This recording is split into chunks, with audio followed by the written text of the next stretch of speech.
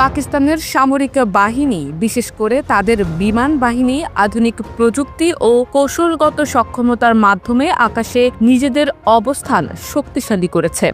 2025 সালে পাকিস্তানের কাছে রয়েছে উন্নত ফাইটার জেট, ড্রোন এবং ইলেকট্রনিক যুদ্ধ ব্যবস্থা, যা তাদের আক্রমণ ও প্রতিরক্ষায় গুরুত্বপূর্ণ ভূমিকা পালন করতে পারে। তাদের আকাশ যুদ্ধের ক্ষমতা শুধু প্রতিবেশী দেশগুলোর জন্য নয়, বৈশ্বিক পর্যায়েও আলোচনার বিষয়।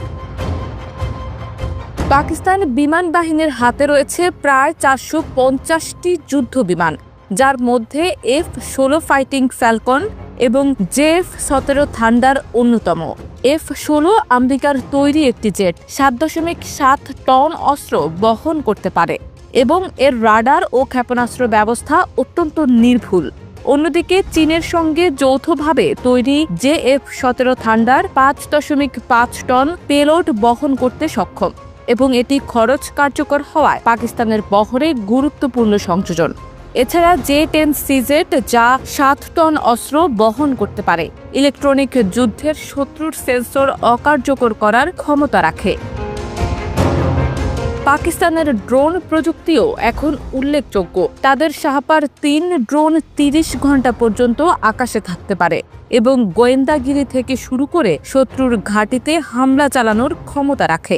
এছাড়া তুরস্কের সহায়তায় পাকিস্তান উন্নত ড্রোন তৈরির দিকে এগোচ্ছে, যা রাডারে সহজে ধরা পড়ে না। এই ড্রোনগুলো সীমান্তে নজরদারি ও সুনির্দিষ্ট হামলার জন্য ব্যবহৃত হয়। পাকিস্তান এখন 5ম প্রজন্মের স্টেলথ ফাইটার জেট তৈরির পরিকল্পনা করছে, যার নাম আজম প্রকল্প।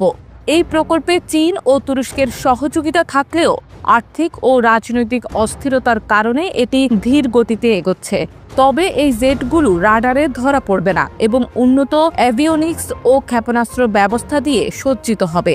এমন উচ্চাভিলাষী পরিকল্পনা পাকিস্তানের বিমান বাহিনীকে আরও শক্তিশালী করতে পারে। পাকিস্তানের এয়ার ডিফেন্স সিস্টেম এবং AWENC ব্যবস্থা শত্রুর বিমান ও ক্ষেপণাস্ত্র শনাক্ত করতে অত্যন্ত কার্যকর। এই প্রযুক্তি ভারতের রাফায়েল জেটের সেন্সর অকার্যকর করতে সক্ষম বলে দাবি করা হয়।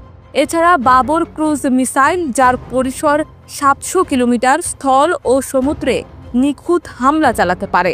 এই প্রযুক্তিগুলো পাকিস্তানকে আধুনিক যুদ্ধে এগিয়ে রাখছে।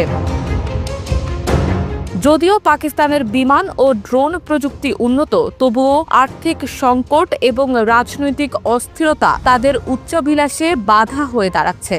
F-16 জেটগুলো ভারতের বিরুদ্ধে ব্যবহারে সীমাবদ্ধতা রয়েছে, যা তাদের কৌশলগত পরিকল্পনাকে প্রভাবিত করে। তবে চীন ও তুরস্কের সঙ্গে সহযোগিতা এবং দেশীয় প্রযুক্তির উন্নয়ন পাকিস্তানকে ভবিষ্যতে আরও শক্তিশালী করতে পারে। আকাশ যুদ্ধে পাকিস্তানের এই প্রযুক্তি ও সক্ষমতা অঞ্চলের ভারসাম্যে গুরুত্বপূর্ণ ভূমিকা রাখবে।